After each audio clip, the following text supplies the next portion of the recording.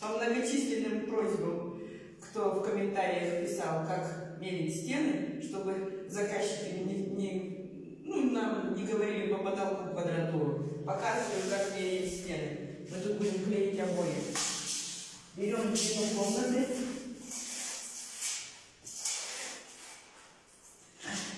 Так, длина комнаты 4,25.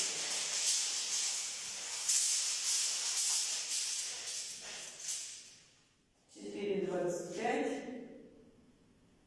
Прибавляем ширину комнаты.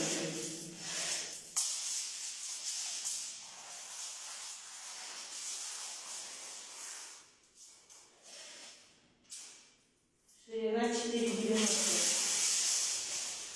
Плюс 4,90.